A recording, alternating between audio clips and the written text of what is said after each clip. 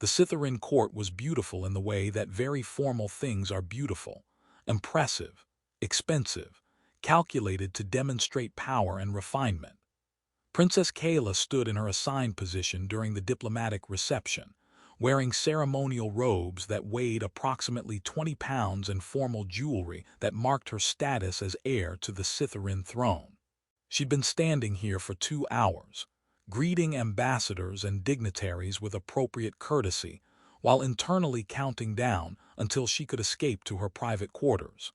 These receptions were exhausting not because of the physical demands, but because of what her people called intense sensing, the ability to perceive, at first meeting, someone's fundamental character and motivations. It was a rare gift even among the Sytherin, and Kaela's ability was particularly strong, which meant attending diplomatic functions was like standing in a room full of people broadcasting their calculations, ambitions, and false courtesy directly into her awareness. She'd learned to keep her sensing passive during public events, not actively reading everyone she met. But even passive awareness meant feeling the ambient noise of court politics, the nobles calculating advantage, the ambassadors performing friendship while assessing value, the constant undercurrent of people wanting something from her or her position. "Your Highness," Lord Thren approached with another potential suitor in tow. "May I present—" "No," Kaela said firmly but politely. "I'm not accepting introductions to potential partners today, Lord Thren. We've discussed this. Your Highness, you're 30 years old.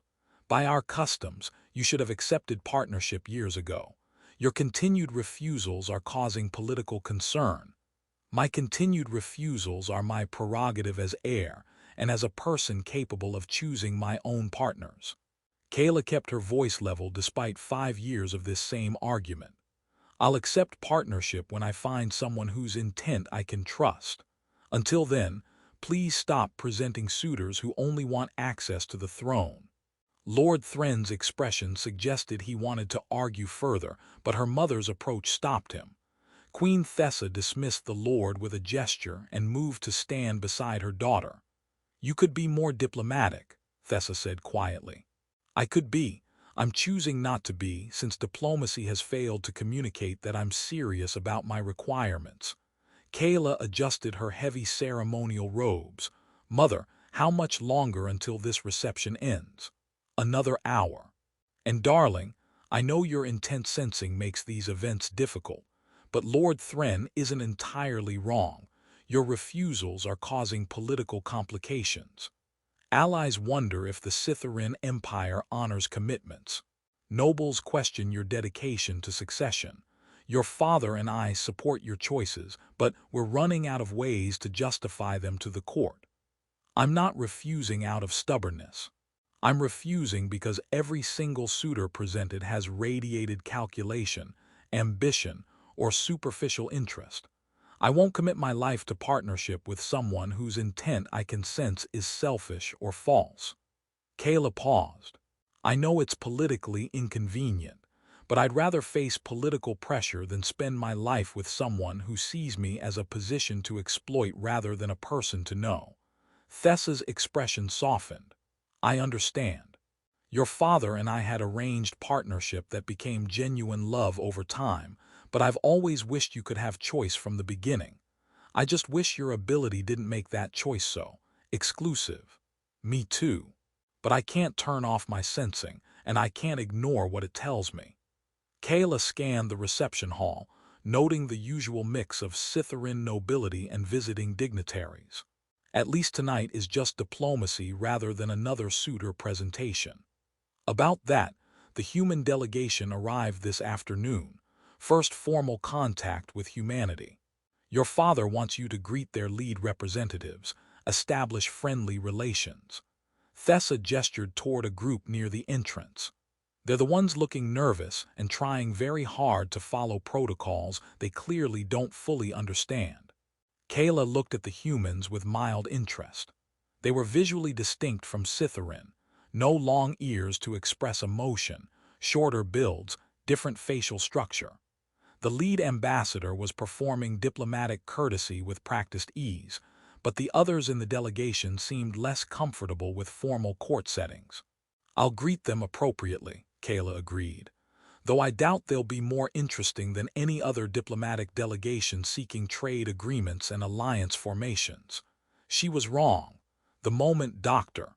Marcus Webb entered the reception hall, Kaela's intense sensing activated involuntarily, something that only happened when someone's presence was fundamentally different from the ambient noise of court. She felt it like a clear note in a room full of muddled sound. Genuine curiosity, honest uncertainty, lack of calculation or ambition, absence of fear mixed with deep respect, and most importantly, he saw the Sytherin as people to understand rather than political tools to manipulate. Marcus was clearly nervous, staying close to the other humans in his delegation, trying to observe without drawing attention. He was watching the Sytherin with the focused attention of someone genuinely interested in understanding a new culture rather than just performing interest for political benefit. When a Sytherin noble spoke to him, Marcus listened with complete attention, asking thoughtful questions rather than waiting for his turn to speak. Kaela found herself moving toward him before consciously deciding to approach. Her intense sensing was pulling her forward, insisting that this human was different, that his fundamental character was exactly what she'd been waiting years to find. She didn't understand how. They'd never met. He was human, not Sytherin. How could she sense compatibility across species when intense sensing was calibrated for reading her own people? But the sensing didn't care about logic.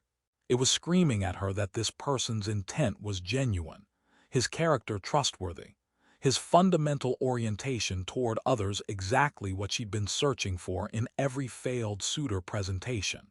By the time Kaela reached him, Marcus had noticed her approach and was clearly trying to remember the correct formal greeting protocol. He looked nervous and sincere, trying to be respectful without being certain how. "Your Highness," he said, executing what was probably meant to be a formal bow but which came out slightly awkward. "I'm Dr. Marcus Webb with the Human Diplomatic Delegation. It's an honor to—" "Yes," Kaela interrupted, the word coming out before she could stop it. Marcus blinked, confusion clear on his face. "I'm sorry, Your Highness, yes to what?" Kaela took a breath, aware that the entire reception hall had gone quiet, that her parents were watching with expressions of shock, that she was about to do something unprecedented and politically complicated. But her intense sensing was absolutely certain, clearer than it had ever been about anyone, and she'd spent 5 years refusing suitors while waiting for exactly this feeling. "I accept," she said, louder now, making it a formal declaration. "I accept partnership with you, Dr. Marcus Webb, if you are willing." The silence that followed was absolute. Marcus looked like he'd been struck by lightning. The human ambassador's expression suggested she was trying very hard not to laugh or panic, or both, simultaneously. The Sytherin court was frozen in various states of shock and scandal. And Kaela, who'd refused every suitor for 5 years, who'd caused political complications through her continued insistence on genuine partnership, who'd been waiting her entire adult life for someone whose intent felt right. Kaela felt more certain about this instant declaration than she'd felt about anything in years. Even if the human in question currently looked like he might faint, Marcus's mind had gone completely blank except for one repeating thought. What just happened? He'd been in the Sytherin reception hall for maybe 45 minutes. He'd spoken to exactly 3 people. He hadn't proposed anything to anyone. He'd certainly not suggested marriage, or whatever the Sytherin equivalent was called, to the princess who was famously rejecting every suitor presented to her. And yet she was standing in front of him, in front of the entire court and both diplomatic delegations, publicly declaring she accepted partnership with him. "Your Highness," Ambassador Chen intervened smoothly, "perhaps we could discuss this in a more private setting. I'm sure Dr. Webb is simply surprised by the honor you're offering." Surprised was a massive understatement. Marcus was trying to remember how to breathe, but Princess Kaela shook her head firmly. I've made my declaration publicly, as is our custom for royal partnerships. The question is whether Dr. Webb accepts in return." She looked at Marcus directly, and her expression was intense with certainty. "I know this is sudden. I know we've never spoken. But my people can sense intent. We perceive someone's fundamental character and motivations at first meeting. I've been refusing suitors for 5 years because I could sense they wanted my position, not me. You," she gestured at him, "you don't want anything except to understand. You're not afraid of me despite my status, but you respect me. You see me as a person worth knowing, not a political opportunity." Marcus found his voice finally. "Your Highness, I'm a xenoanthropologist. Seeing people as people worth understanding is literally my job description. That doesn't mean—" "It means everything," Kaela interrupted. "Every suitor I've met wanted power, status, political advantage. They performed interest while calculating benefit. You walked into this reception genuinely curious about Sytherin culture, trying to be respectful without seeking advantage, seeing us as people rather than political tools.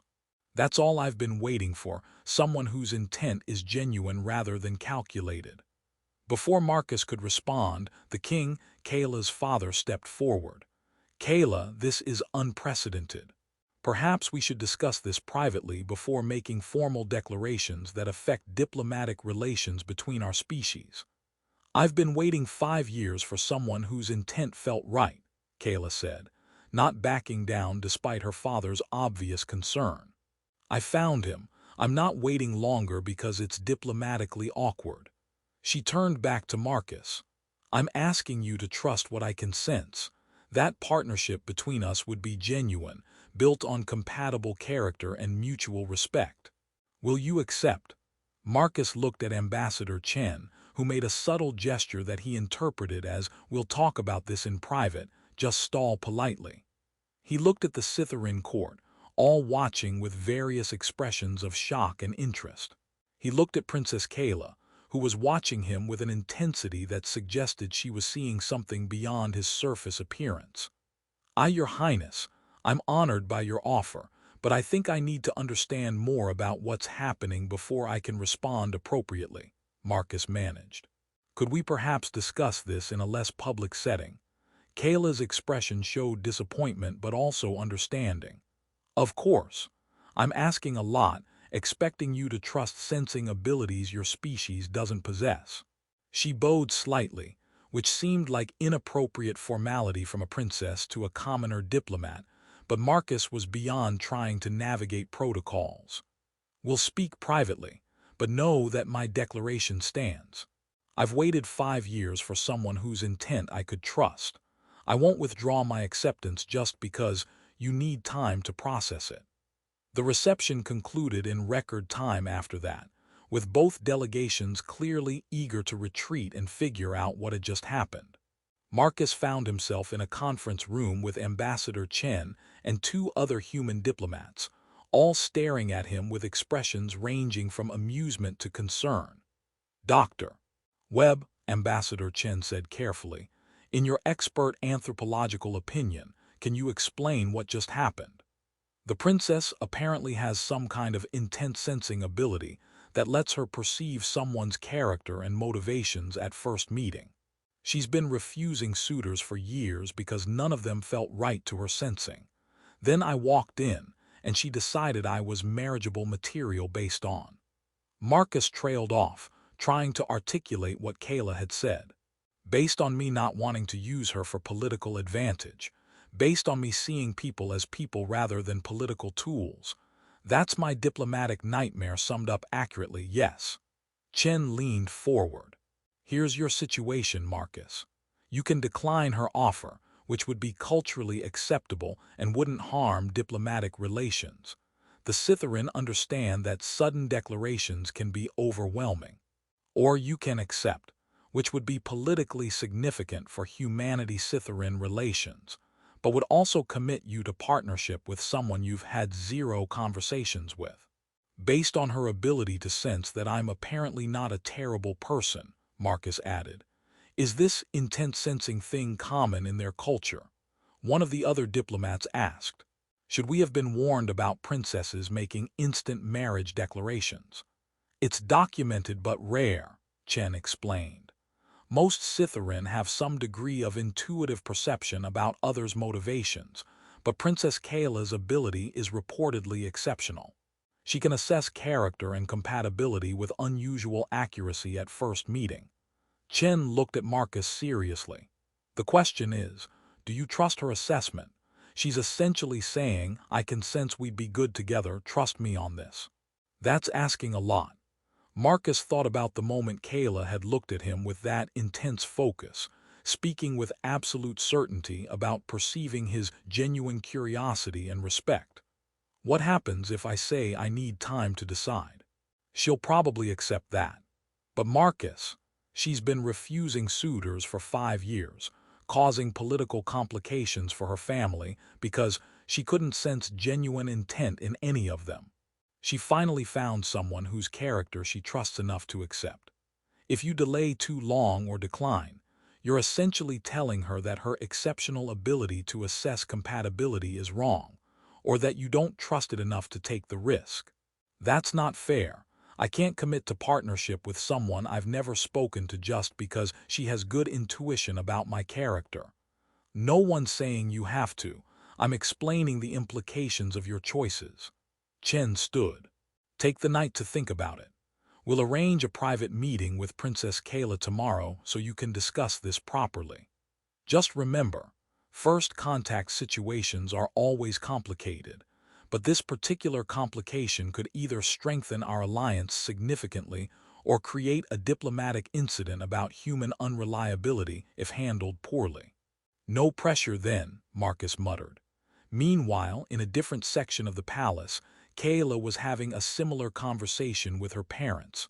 Her father, King Vorin, was concerned about political implications. Her mother was more concerned about Kaela's well-being. "Darling," Queen Thessa said carefully, "I know your intense sensing is reliable, but can you truly assess long-term compatibility from one moment of perception? You've never met this human before. You know nothing about him beyond what your sensing told you." "I assessed every suitor you presented over 5 years," Kaela responded, her ears tilted back in frustrated determination. "Everyone felt wrong in ways that proved accurate when I learned more about them. The noble who performed interest perfectly. I sensed his calculation and later learned he'd been promised political favor for securing our partnership. The diplomat who seemed genuinely kind. I sensed his fear of me and later learned he was only pursuing me because his family pressured him. The warrior who appeared respectful. I sensed his superficial attraction based on status, and he proved interested only in the appearance of being the princess's partner rather than knowing me as a person. But this human, Marcus, you've had no time to verify what you sensed," Vorin pointed out. "I sensed genuine curiosity without calculation, respect without fear, interest in understanding people rather than using them. That combination is rare enough that my sensing activated involuntarily, something that only happens when someone's character is fundamentally different from normal court ambient noise." Kaela looked at her parents directly. "I trust my ability. I've proven it reliable over years of refusals. If I'm wrong about this human, I'll deal with those consequences. But I won't let fear of being wrong prevent me from accepting someone who finally feels right." "And if he declines?" Thessa asked gently. Kaela's ears pressed flat, disappointment and resignation. "Then I'll have learned that intense sensing doesn't work across species the way I thought it did. But I had to try. I've been waiting so long for someone who felt genuine. I couldn't let him leave without at least making my declaration." The next day's private meeting happened in a smaller chamber, less formal than the reception hall but still impressive enough to remind Marcus he was discussing marriage proposals with alien royalty.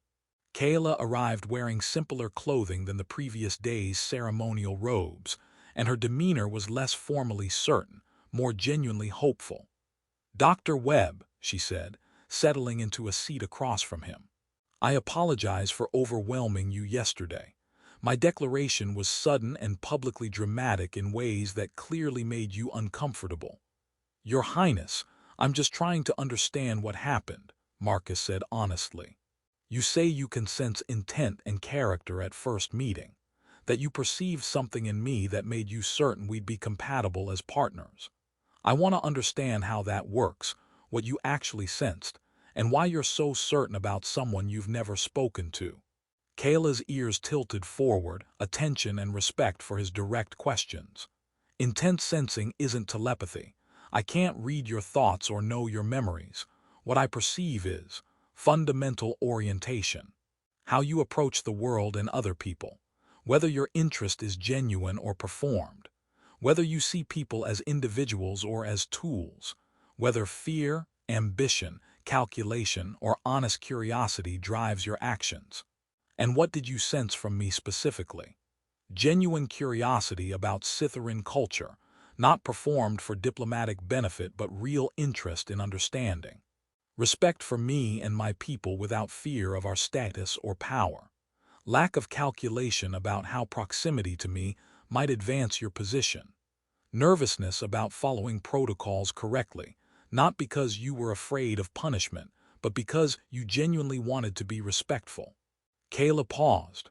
"Most importantly, I sense that you see people as people, worth understanding for themselves rather than for what they can provide you. That's been absent from every suitor I've met. They all saw me as a position to acquire, a status to gain, a political tool to exploit. You saw me as a person you wanted to understand. That difference is everything." Marcus processed this carefully. "So you're not saying we're soulmates or destiny. You're saying you perceived character traits that would make partnership viable." "Exactly. I'm not claiming to know everything about you. I'm claiming to know enough about your fundamental character to trust that we could build something genuine together." Kaela met his eyes. "I've been refusing suitors for 5 years because my sensing told me they wanted my position, not me. With you, my sensing told me the opposite, that you'd be interested in knowing me as a person. That partnership would be built on mutual respect rather than political calculation. That was enough to make me declare acceptance immediately, because I've been waiting so long to find someone whose intent I could trust. But you're asking me to commit to partnership based on your sensing ability, which I can't verify and don't fully understand. I know. I'm asking you to trust my assessment even though you have no way to confirm it's accurate. That's a lot to ask." Kaela's expression was vulnerable now, her formal certainty replaced by genuine hope mixed with fear of rejection. "But I can tell you that my ability has proven reliable over years of testing. I can tell you that I've never been wrong about fundamental character, even when I couldn't explain what I sensed in ways others understood. And I can ask whether you're willing to trust me enough to try, to accept partnership, and see if what I sensed about compatibility proves true through actually building something together." Marcus sat with that question, feeling the weight of it. This was insane. You couldn't commit to partnership based on someone else's intuition about your character. That wasn't how reasonable people made life decisions. Except, he was a xenoanthropologist. He'd spent his career studying how different species approached social bonds, partnership formation, trust building. He knew that his species' approach, long courtship, careful assessment, gradual commitment, wasn't universal. Other species had different methods that worked for their biology and culture. The Sytherin apparently had evolved an ability to perceive intent and character accurately enough to make immediate partnership decisions. Kaela had proven willing to wait 5 years for someone whose character she could trust rather than accepting convenient political matches. That suggested her ability was reliable, not just impulsive. And if he was being completely honest with himself, he was intrigued, not just academically, though his anthropologist curiosity was definitely activated, but personally. Kaela's certainty was compelling. Her willingness to risk public rejection by declaring acceptance to someone she'd never spoken to suggested courage and genuine feeling rather than calculated strategy. "What happens if I accept?" Marcus asked. What would partnership actually look like? Kaela's ears tilted forward in obvious hope. Formal ceremony within 2 months. We don't delay long once declarations are made. Public recognition of partnership before both our peoples. Then the actual work of building genuine relationship, learning each other, adapting to cultural differences, creating shared life together. That's backward from how humans typically approach partnership. We get to know someone first, then commit if compatibility proves real. I know, but perhaps there's wisdom in committing first. It removes the uncertainty, the fear that investment might not be reciprocated. You know I've chosen you. I'd know you've chosen me. Then we could be honest about learning each other without fear that vulnerability might cost us the relationship. Kaela paused. Though I understand if that approach is too foreign to your cultural comfort, I'm asking a lot. Marcus took a deep breath and made a decision that surprised him even as he spoke it.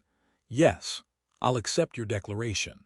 Kaela's ears pressed fully forward in joy so pure it was almost painful to witness. You mean it. You're accepting my declaration. I think I am, yes. Marcus was still processing his own decision. Your ability is documented and appears reliable. You've proven willing to wait years for someone whose intent you trust rather than accepting convenient matches. If you say my character is compatible with genuine partnership, I'm willing to trust that assessment and see where it leads. He paused. Also, if I'm being honest, I'm fascinated, both academically as an anthropologist studying partnership formation, and personally because you're clearly extraordinary and I find myself wanting to know you better. That's thank you. Kaela looked like she wanted to embrace him, but was holding back out of uncertainty about human customs. I promise you won't regret this choice. I promise to prove that what I sensed about your character and our compatibility is accurate. I'm holding you to that, Marcus said, managing a smile despite his nervousness. Because if your sensing turns out to be wrong, I'm going to feel very foolish about committing to partnership with someone I've had 2 conversations with. My sensing isn't wrong, but I appreciate that you're trusting me despite not being able to verify that for yourself. Kaela's expression turned more serious. There will be cultural learning required, Sytherin partnership customs, formal obligations, adapting to each other's communication styles. It won't be simple just because my sensing says we're compatible. I'm aware, but I'm a xenoanthropologist. Adapting to unfamiliar cultures is literally my training. I can learn your customs, and I'll learn yours. Partnership means mutual adaptation, not you conforming entirely to Sytherin expectations. Kaela tilted her head, her ears rotating in what Marcus was learning meant thoughtful consideration. Can I ask what made you decide to accept? Beyond trusting my sensing ability, Marcus thought about how to articulate his reasoning. Part of it is logical. Your ability appears reliable. You've proven its accuracy over time. Part of it is professional curiosity about studying partnership formation from the inside rather than as external observer. But part of it is, he struggled for words. You took a significant risk yesterday. You publicly declared acceptance to someone you'd never met, risking rejection and political embarrassment, because your sensing told you I was worth that risk. That kind of courage is compelling. And I found myself thinking that if you were brave enough to take that risk based on your sensing, maybe I could be brave enough to trust your assessment, even without being able to verify it myself. So you're accepting my risk by taking your own risk, Kaela said softly. That seems appropriately balanced for partnership beginning. Let's hope my risk proves as well-founded as yours apparently is. The formal partnership ceremony happened 6 weeks later, giving both families time to prepare and both Marcus and Kaela time to actually have conversations beyond. I sense you're compatible, and I'll trust your sensing. The ceremony itself was elaborate, blending Sytherin and human traditions in ways that satisfied both cultures' requirements for recognizing formal partnerships. Kaela wore traditional Sytherin bonding regalia, silver threading, that marked her royal status, formal robes that carried her family's ceremonial symbols, jewelry that had been worn by generations of Sytherin royalty at their bonding ceremonies.